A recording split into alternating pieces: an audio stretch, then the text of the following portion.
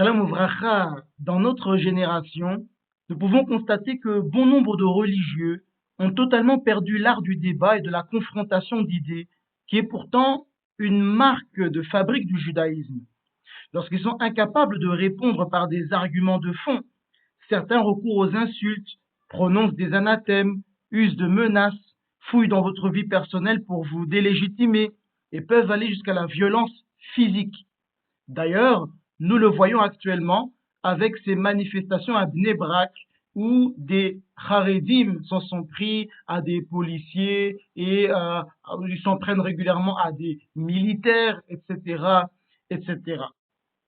Et en outre, face au déferlement de haine de certains Chabad, dont est victime mon très cher ami Moshe Louzon de JPLT, Juif pour la Torah, je tenais à lui apporter tout mon soutien et profiter également du mois de Hadar qui arrive pour vous rappeler les conséquences lorsqu'on est trop fanatique de son mouvement, de ses idées et de son rabbi, et que cela entraîne à dénigrer ceux qui ne pensent pas comme vous.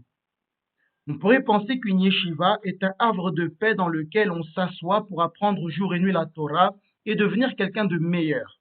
Mais quand on voit le comportement exécrable de bon nombre d'étudiants des yeshivot d'aujourd'hui, leur manque de savoir-vivre, leur ignorance totale de la Torah, etc., etc., on ne peut que constater que les yeshivot produisent de la cancrerie de masse. Alors que la Torah n'a été donnée que pour le shalom, nous entendons fréquemment parler de bastonnades ayant lieu dans des yeshivot éminentes, comme Ponevezh ou encore le 770. Des clans au sein de la yeshiva s'affrontent pour le contrôle de l'établissement, ne supportant pas que tous n'ont pas leur vision des choses. On profane des livres en les balançant à terre, on transgresse l'interdiction de frapper un autre juif, et on dénigre les enseignants de la yeshiva qui appartiennent au mauvais camp entre guillemets.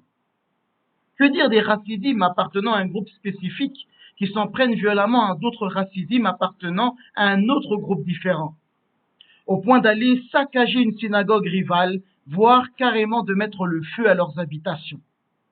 Ça, c'est le résultat de la cancrerie transmise dans les yeshivot où les gens s'asseyent 24 heures sur 24 pour étudier, mais ont le crâne vide. Et cela n'est possible que lorsqu'on développe et nourrit une atmosphère d'adulation et vénération des hommes que l'on élève à de telles hauteurs qu'on ne parvient plus à supporter une critique envers son gourou et ceux qui ne pensent pas comme le gourou que l'on suit. Oui, de nombreux rabbanim aujourd'hui sont des gourous et n'ont rien à envier à ceux qu'on retrouve en Inde et qui sont traités comme des demi-dieux. Aujourd'hui, je vais vous raconter une histoire dont on parle très peu, mais qui vous permettra d'avoir matière à réfléchir durant ce mois de Hadar. Deux récits talmudiques décrivent un événement survenu au Beth Midrash, où il semblerait que les élèves de Beth Shammai ont attaqué et assassiné des élèves de Beth Hillel, l'école rivale. La plupart, si pas la quasi-totalité des rabbanim d'aujourd'hui, affirment mordicus qu'il s'agirait d'une description purement figurative d'une mahlokef animée.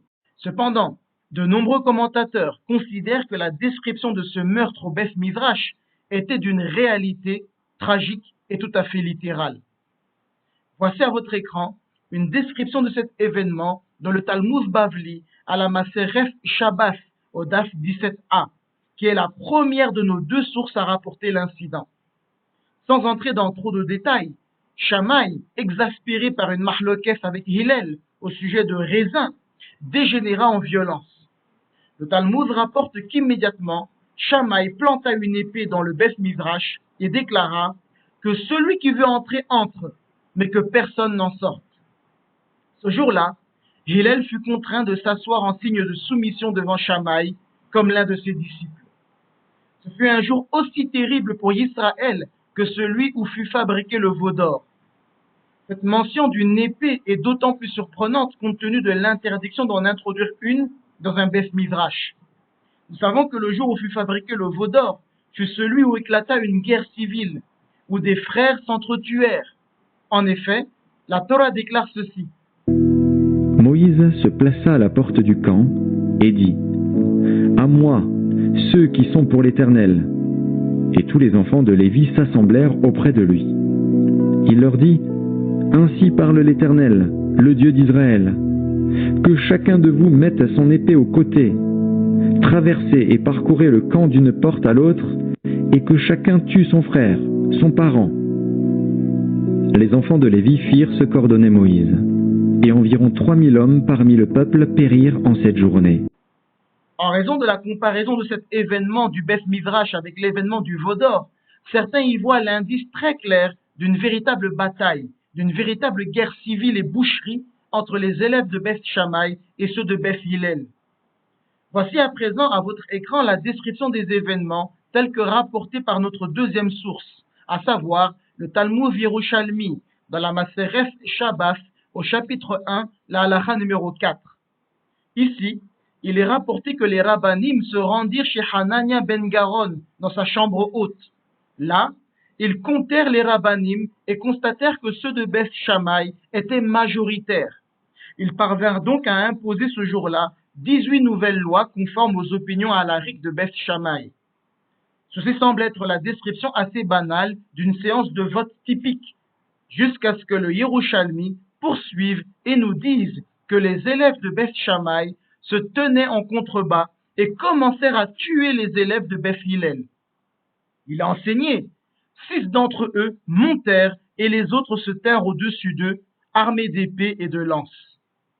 Cette description du Yerushalmi ne laisse planer aucun doute et est très difficile à interpréter au sens figuré et semble suggérer au contraire un véritable conflit et armé.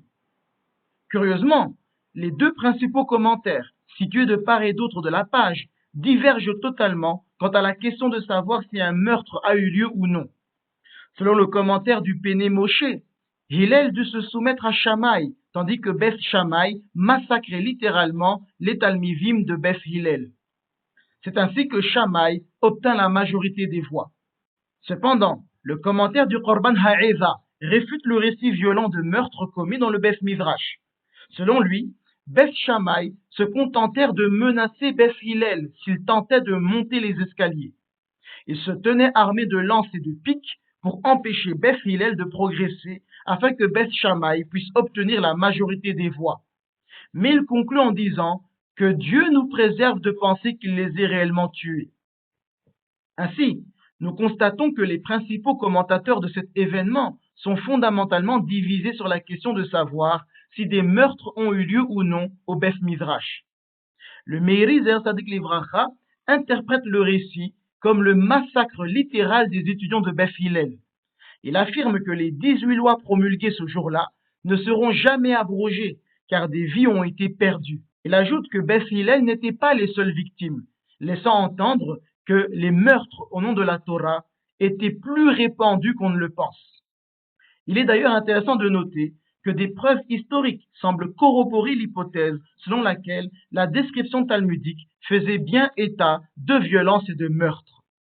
En effet, un fragment trouvé dans la Guéniza du Caire, qui décrit le même événement, rapporte qu'une période de deuil fut effectivement instituée à l'époque des Tanaïm. Vous pouvez retrouver ce fragment dans l'ouvrage de Mordechai Margaliot, intitulé Ilchot Eretz Israël Mina Guéniza, le fragment numéro 142.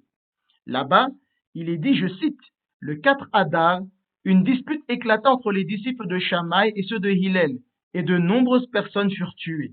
Fin de citation. Nous avons donc ici une date, le 4 Adar. Mais tout aussi intéressant, et pour terminer, Rabbi Yosef Karo, dans son Shulchan Aruch, la partie Orachaim, le Siman 580, qui est un chapitre qui fait la liste de tous les jours de notre calendrier où il existe un jeûne à commémorer, rapporte, comme vous le voyez à l'écran, que le 7 Adar est la date d'anniversaire du décès de Moshe Rabbeinu et que le 9 Adar, Beth Shammai et Beth Hillel se sont divisés. À part nous donner une date différente, à savoir le 9 Adar au lieu du 4 Adar, et nous informer que cet événement est commémoré par un jeûne, Rabbi Yosef Karo ne nous donne pas plus de détails que cela. Le Elia Rabbah, un commentaire du Shulchan Aruch, rapporte que le 9 Adar, des actes de violence extrême éclatèrent, faisant 3000 morts.